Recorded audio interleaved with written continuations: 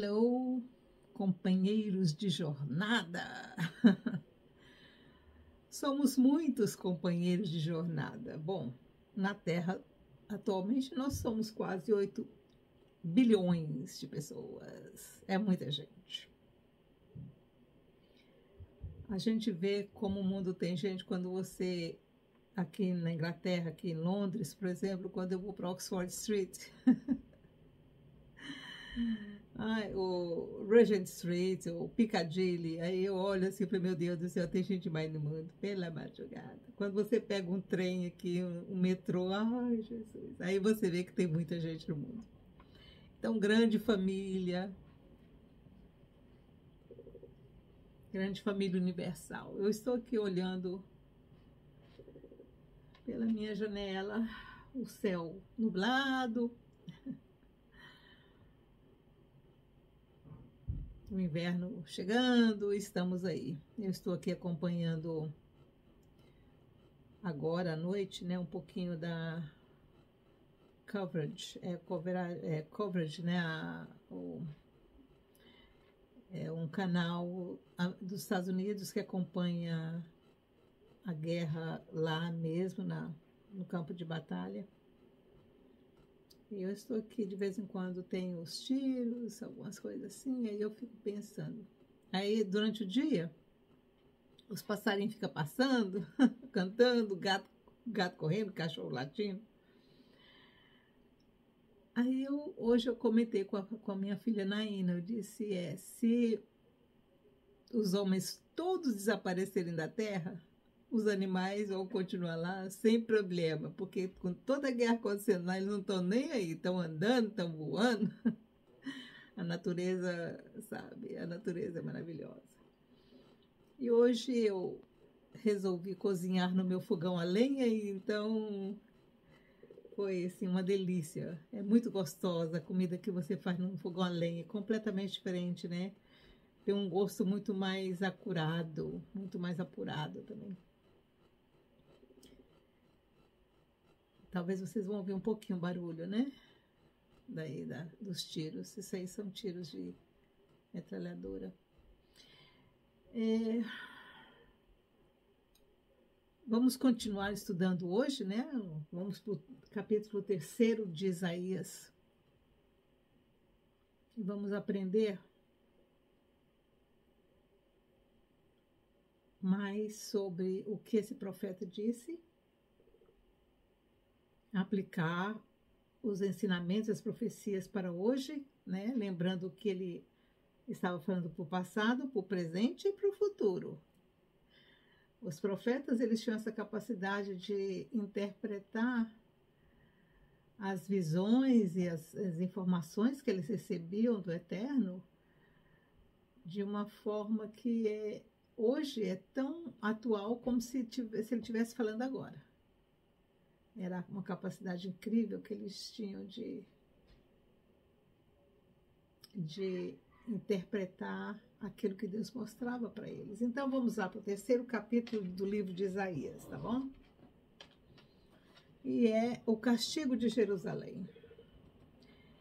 Eu não sei se vocês sabem, mas Jerusalém ela foi destruída 50 e poucas vezes. Destruída e reconstruída, destruída e construída, desde antes de Abraão. Antes de Abraão, já havia civilizações, já havia tribos, né, que viviam ali naquela região. E Jerusalém já existia como uma vila, né, uma aldeia, mas ela tinha outro nome, ela tinha o nome de Jerusalém, uma coisa assim. É bom estudar a história de Jerusalém para vocês entenderem melhor o amor e o cuidado que o Eterno tem por essa cidade. E ele transmitiu, ele colocou no coração dos filhos de Jacó esse mesmo amor, inclusive o coração de Abraão também, né? Abraão visitou Jerusalém na época. Abraão visitou quando Melquisedeque era o rei. Era o rei que vivia em Jerusalém. Atual Jerusalém, né? Melquisedeque. Salém. Ela também teve esse nome, viu? Salém. Ele era o rei de Salém. O rei de Jerusalém. E Melquisedeque, ele não era um ser normal, como eu e você. Ele não nasceu de pai e mãe. Ele apareceu na Palestina. E da mesma forma que ele apareceu, ele desapareceu. Ele teve um ministério muito longo como rei de Salém. Ele viveu mais de 80 anos. Mais de 80 anos. Desde o aparecimento dele, né? Até o sumiço dele, que ele sumiu. Eu ia falar em inglês departure. Quando ele partiu, né? Quando ele partiu da nossa Terra, do planeta Terra, da época que ele desceu, que ele se manifestou na Terra, ele era um ser especial, ele não era um anjo, ele era um pouquinho mais que anjo, mas ele veio com o ministério, e talvez seja ele que vai, depois da restauração da Terra, talvez seja ele que vai ter o governo da nossa Terra.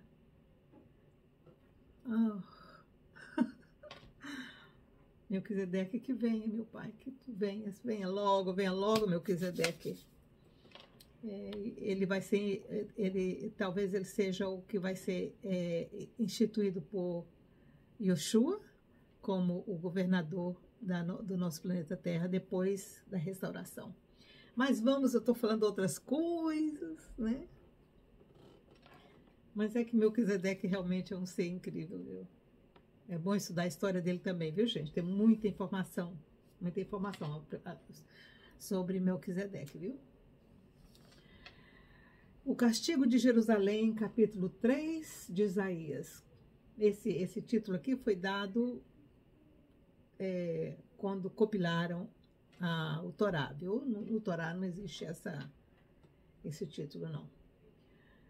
Vede agora, ó Senhor, o Senhor dos exércitos, tirará de Jerusalém de Judá o sustento e o apoio. Então, o Senhor está dizendo aqui que vede agora o Senhor, Isaías está dizendo, ó, o Senhor vai tirar a proteção sobre vocês. Ele vai tirar a proteção sobre Jerusalém e sobre Judá. Ele tirará o sustento e o apoio. Ele deixará de proteger vocês. Todo o sustento de pão e todo o sustento de água, o valente e o soldado, o juiz e o profeta, o adivinho e o ancião, o capitão de 50 e o respeitável, o conselheiro, o hábil artífice e o encantador perito. Dar-lhe-eis meninos por príncipes, e crianças governarão sobre eles. Bom, essa parte aqui, que crianças governarão sobre ele, aconteceu depois do último rei que Isaías profetizou. O último deles, deixa eu ver aqui, qual que foi o último? Porque quando ele morreu, ele deixou um filho novo, entendeu?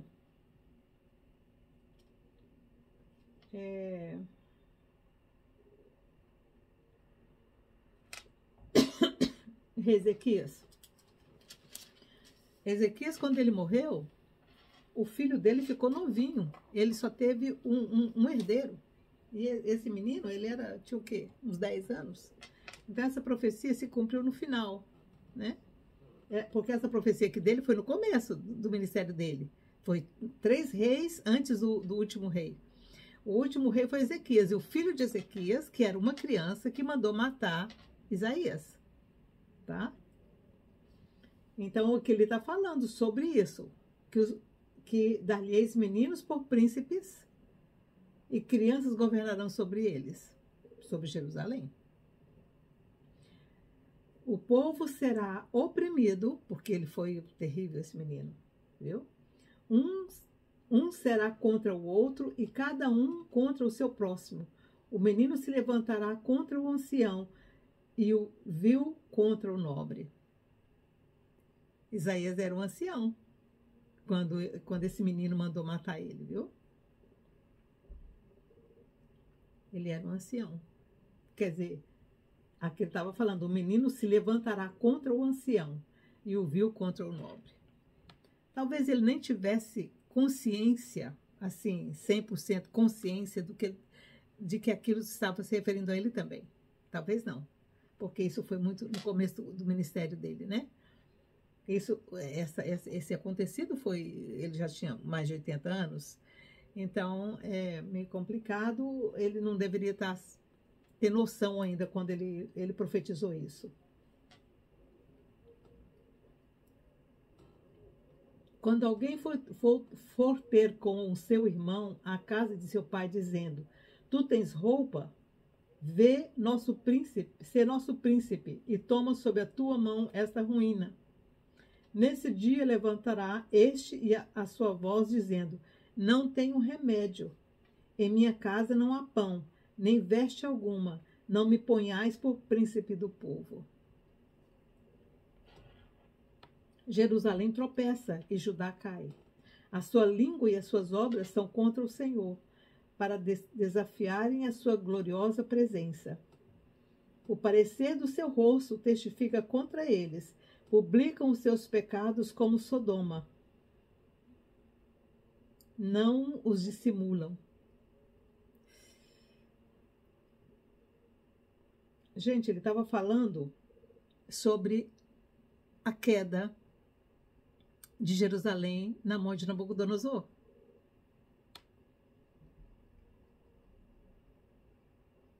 E realmente o que aconteceu em Jerusalém, o que aconteceu em Judá, depois que Nabucodonosor começou a invasão dele, foi terrível, gente. Foi terrível. Situações assim que hoje a gente consideraria abominável aconteceu em Jerusalém nessa época.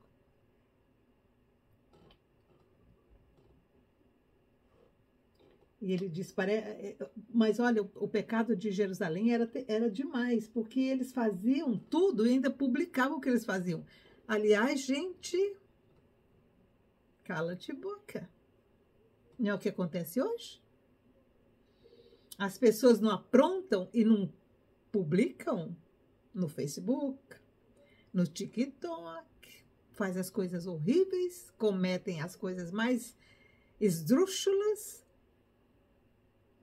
e ainda publicam e não tem nem a vergonha de dissimular, sabe, de pretender que não é. Com uma cara de pau, põe tudo lá. Não é uma coisa que está acontecendo hoje também? Não é uma terceira dimensão aqui? Uma segunda dimensão, na verdade, né? Porque está acontecendo hoje isso aqui que acontecia em Jerusalém. Agora, eu não sei como é que eles publicavam lá naquela época, né? Por certo, eles faziam na frente de todo mundo. Talvez uma mulher traía o marido traía a mulher e todo mundo ficava sabendo. Deve ser uma coisa assim, né? Saía de boca em boca e todo mundo ficava sabendo. Hoje a coisa é mais complicada, porque aí não é só o vizinho que fica sabendo, não, né? É o mundo inteiro, porque quando você coloca no TikTok, o mundo inteiro vai ver aquilo. Ó, interessante isso, né? O parecer do seu rosto testifica contra eles. Quer dizer, a própria imagem da pessoa já mostra quem que ele é, tá? Publicam os seus pecados como Sodoma. Quer dizer, hoje a nossa geração também está sendo considerada como Sodoma e Gomorra, gente. E o que aconteceu com Sodoma e Gomorra, gente? Não os dissimulam. Ai da sua alma, ai da sua alma, fizeram mal a si mesmos. A gente vive falando isso, né? Dizei aos justos que bem lhes irá, pois comerão do fruto das suas obras. Ai dos ímpios, mal lhes irá, comerão do fruto das suas obras. Quer dizer, o que ele está dizendo aqui? O justo vai comer aquilo que ele plantou, e bem irá ele, o justo, né? Ele vai ficar bem. Esse ficar bem não significa que aqui pode ser que não seja aqui na terra, pode ser que depois ele fique bem. Agora, quem pratica o mal não vai ficar bem, talvez até fique um pouquinho bem aqui. Mas depois, que é a eternidade, que é um pouquinho mais complicado, que é um pouquinho mais longo, porque aqui o máximo que a gente vive é 80, 100, 110, e depois a gente faz as malas e vai embora. E esse vai embora é longo. E é isso que ele está dizendo aqui, tá? Os opressores do meu povo são crianças. E mulheres estão à testa do seu governo. Ó povo meu, o que te guiam? Os que te guiam te enganam e destroem o caminho das tuas veredas. Olha que sério é isso, gente. Os que te guiam te enganam e destroem o caminho das tuas veredas. Quer dizer, vamos trazer um pouquinho para agora?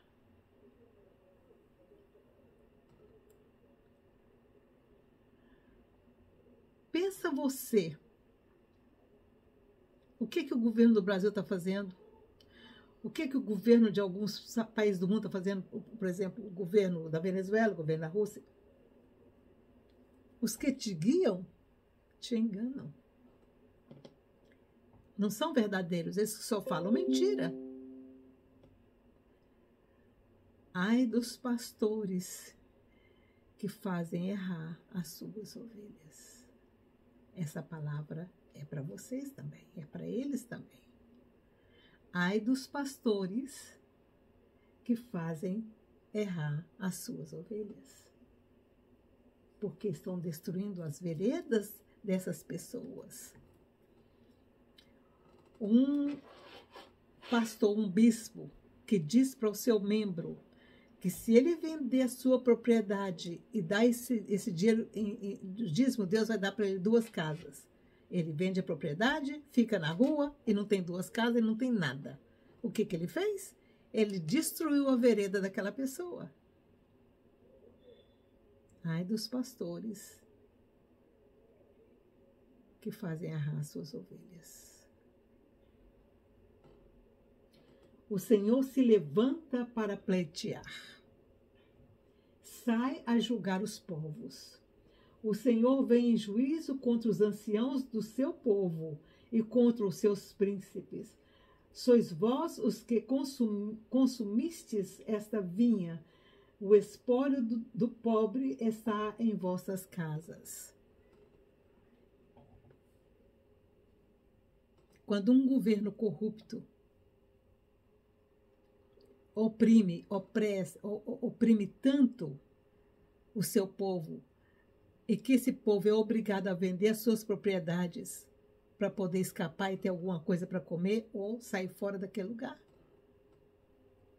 Quem que vai lucrar com isso? Então, o Senhor vem em juízo contra os anciãos do seu povo e contra os seus príncipes.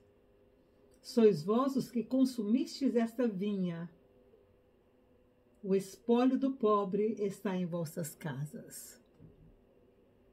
Quem se enriquece ilicitamente?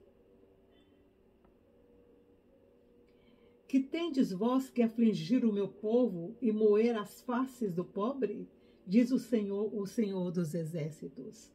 Diz o Senhor, visto que as filhas de Sião se exaltam e andam de pescoço erguido, e têm olhares impudentes, e quando andam como que vão dançando, e fazem retinir os ornamentos dos seus pés. Quem que andou dançando outro dia lá na Índia?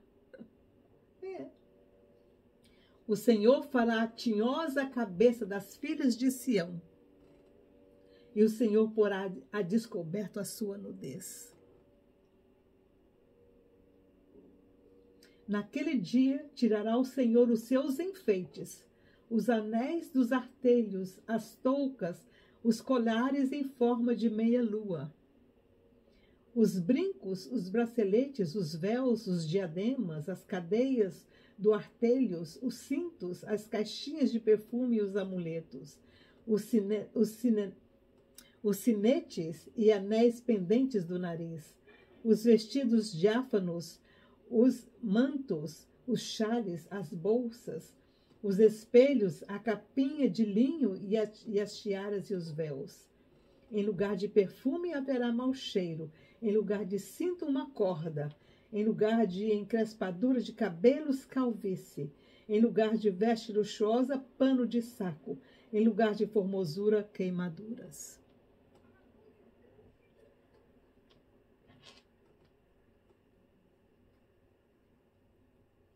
Gente, essa palavra é muito séria. É a minha trança, eu fiz uma trança ontem e hoje eu não quis renovar ela ainda. Aí eu prendi ela aqui em cima, agora ela está me perturbando, olha aqui. Essa palavra é muito séria. Ele falou todos os ornamentos, né? Que até hoje todo mundo usa isso, né? Alguns países usam mais, outros menos, né? Esse dos artelhos, do tornozelo lá embaixo, né? Essas coisas, nariz, o pendente do nariz, essas coisas são alguns países ainda hoje usam isso. No Brasil parece que as pessoas estão querendo começar a fazer isso, aqui também na Inglaterra, alguns já estão botando coisa no nariz. Era uma coisa que já existia lá, né? Mas tudo isso vai ser substituído, toda essa coisa vai ser substituída por pano de saco, por corda na cintura, corda no pescoço. Teus homens cairão à espada e teus valentes na peleja. As portas da cidade gemerão e estarão de luto. Desolada, ela se assentará no chão.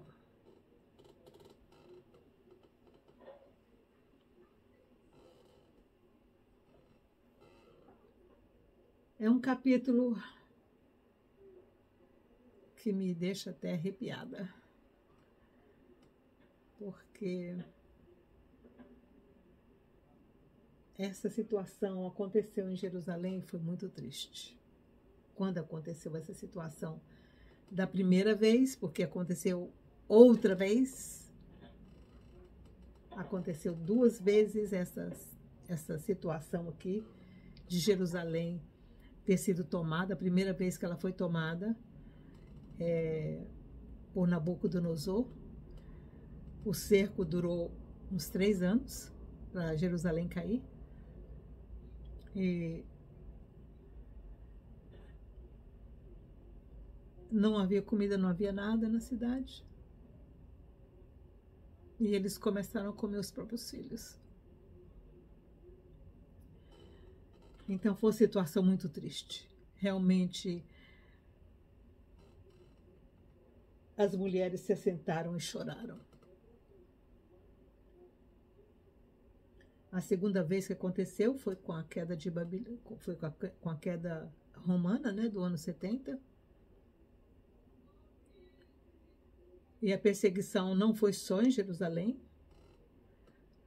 Quando Roma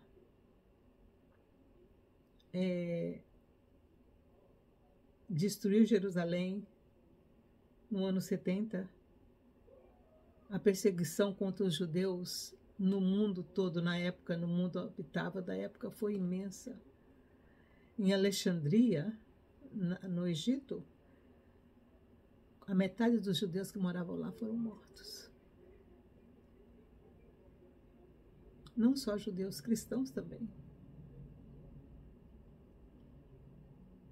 E não, ainda nem foi os muçulmanos. Foi Roma.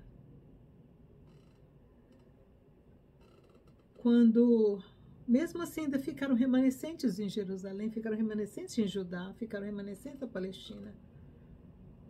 Mas aí quando Muhammad uniu as tribos e começou a invadir, a destruir, aí foi outro lamento, foi outra destruição de Jerusalém. E aí não eram mais tantos judeus, mas eram mais cristãos. Em Jerusalém, em toda a Judéia, toda a Galileia, toda aquela região existiam mosteiros, né? Muitos mosteiros. E Muhammad com as suas tropas invadiam os mosteiros e matavam todo mundo. Não deixavam uma alma viva. Os jesuítas, todos morreram assim, como água. E Jerusalém foi novamente destroçada. Então, essa profecia de Isaías se cumpriu várias vezes. E não me admiraria nada se ela novamente voltasse a se cumprir. Não me admiraria nem um pouquinho. Aliás, essa situação que aconteceu no dia 7 de outubro foi assim uma coisa muito triste, foi um lamento. Mas uma coisa é certa: Deus tem a mão em todas as coisas. Hashem tem a mão em todas as coisas. E todas as coisas, como diz a palavra, tudo contribui para o bem daqueles que amam a Deus e daqueles que são chamados pelo seu nome. Então, ontem eu estava participando online aqui ao vivo, né, de uma cerimônia, de um culto, um serviço religioso numa sinagoga em Jerusalém, promovida pelos cristãos dos Estados Unidos.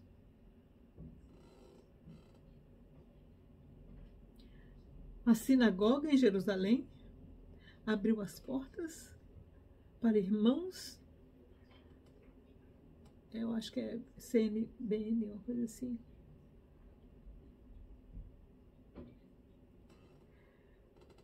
Deixa eu procurar aqui o nome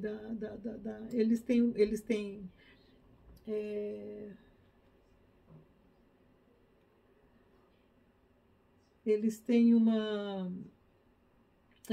uma rede de TV, eles têm uma rede de rádio e TV, e eles também têm uma rede aqui na internet. E eles promovem uma série de ajuda e de serviço em Israel. Eles são assim, voltados para os judeus messiânicos. E ontem essa sinagoga abriu as portas para essa instituição cristã, evangélica, para que houvesse um serviço de oração, de intercessão pela comemoração, né, do evento, né, de um mês do evento. Então eles estavam orando pelas pessoas, cada rabaia, um pastor, um sacerdote orava por uma circunstância, por exemplo. Uns oraram pelos que foram sequestrados, o outro orou pelas tropas, o outro orou pela cidade de Jerusalém, e cada um fez uma, né? E as orações e as preces foram todas baseadas nos salmos. Eles cantam os salmos, né?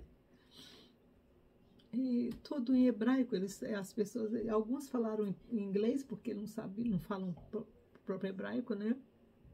E uma senhora que está lá, ela tem um chamado, né, para Israel.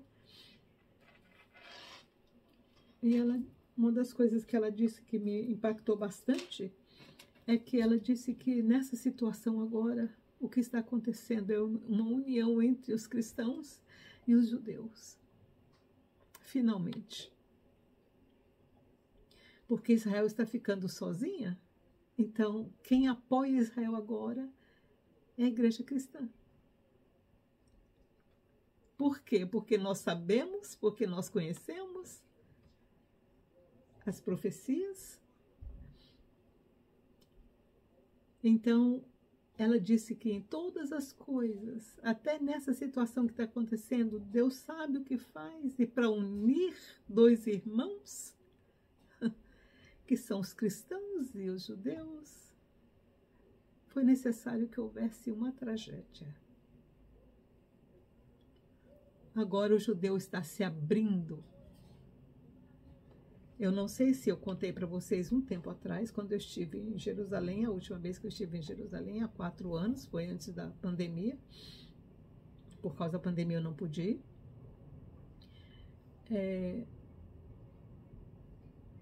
Eu ouvi de judeus dizendo que eles achavam melhor a mesquita lá em cima do que se fosse um templo cristão. Eu ouvi isso com essas ouvidas. E quando eu ouvi isso, uma tristeza imensa entrou no meu coração. Eu disse, meu Deus, o que vai acontecer para esse pessoal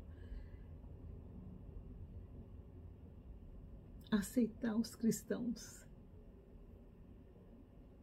como amigos e irmãos?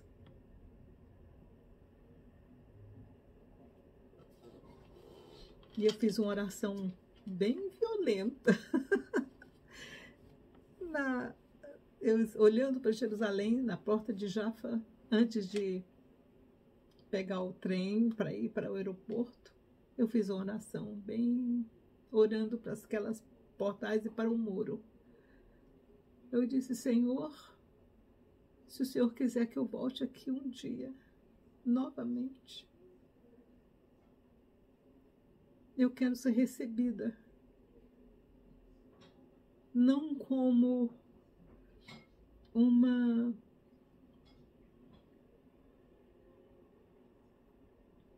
eles não consideram os cristãos, tem judeus lá que, se você conversa com eles em inglês, eles passam por você e te ignoram completamente. Um judeu ortodoxo não senta com você para comer com você, porque você é impura. Eu sofri isso quando eu estava lá a última vez, quando eu estive... Esse vídeo está ficando longo, né? Quando eu estive no túmulo de Sara e Abraão, em Hebrom. E é um lugar muito gostoso, longe de tudo, mas bem gostoso. E quando eu senti que isso era o que estava acontecendo lá, que eles oferecem, né, alimento lá dentro, você pode sentar e comer. Aí, quando a gente foi sentar, eu e a minha amiga, nós estávamos juntas, nós fomos sentar e eles falaram, não, você não pode sentar, nós temos que sentar ali, que é um lugar dos prosélitos, essa palavra que eles usam. Porque você não é uma judia, você não pode sentar junto com os judeus. Então você tem um lugar lá separado para você sentar. As lágrimas só desceram, porque eu não sentei, eu não quis comer. Eu disse, não, não quero. E eu saí lá para fora, fiquei olhando o vale. E aí um rabi veio, ficou do meu lado. E ele perguntou meu nome, e eu disse o meu nome. Ele olhou para mim, mas você tem um nome judeu? Eu falei assim, sim, eu tenho. Aí ele falou assim, vem, eu vou te servir. Eu falei, eu não quero. Ele falou assim, não, vem, eu vou te servir. Eu falei assim, eu não quero. Porque o primeiro tratamento foi esse. E o dia que vocês respeitarem as pessoas, porque simplesmente são pessoas, talvez eu me sente à mesa com vocês. Então, tudo isso, quando eu saí das portas de Jaffa para pegar o trem, para poder ir para o aeroporto, eu disse, Senhor, eu volto aqui o dia que o Senhor fizer alguma coisa para que essa situação se amenize. E aí eu volto. E olha o que está acontecendo. Eu tinha uma passagem marcada para ir para lá, não tinha? Foi tudo cancelado.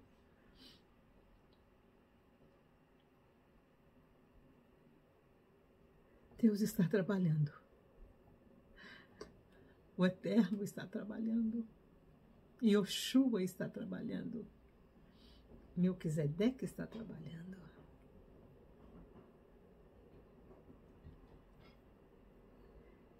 Ele está trabalhando.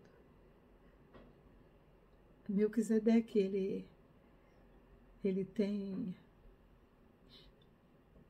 ele é uma organização hoje. Ele tem os filhos dele, ele tem os servidores de Melquisedeque também. Então, hoje, Melquisedeque, no mundo espiritual, ele é como, por exemplo, os arcanjos, os serafins, os querubins. Então, Melquisedeque também, ele tem essa, como se fosse um regimento, né? Uma companhia. E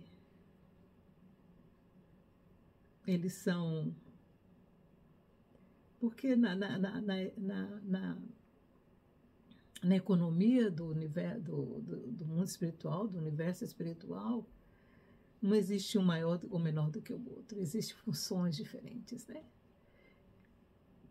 E a função dos Melquisedeques são de ajudar, são de administrar e ajudar os humanoides, não só os humanos aqui da Terra, mas os humanos de outros sistemas também. Então, eles são os governadores, são os dirigentes, são os... Quem lê o livro de Daniel consegue entender bem o que eu estou falando agora. Gente, eu vou encerrar esse vídeo porque já está ficando muito longo, mas é que conversar e tratar de coisas espirituais, para mim, é uma coisa tão gostosa. Tem muita coisa para a gente aprender e para a gente ler, tá bom? Amanhã a gente pode... o capítulo 5 é um pouquinho longo, mas o capítulo 4 é pequenininho, então a gente pode conversar um pouquinho mais amanhã no capítulo 4, que é um pouquinho menor, mas que é lindo, lindo, lindo. Que é lindo, é uma promessa de futuro. Que Deus te abençoe e te guarde, que o Senhor nos ilumine a todos. Fiquem com Deus e tenham uma boa noite. Tchau, tchau.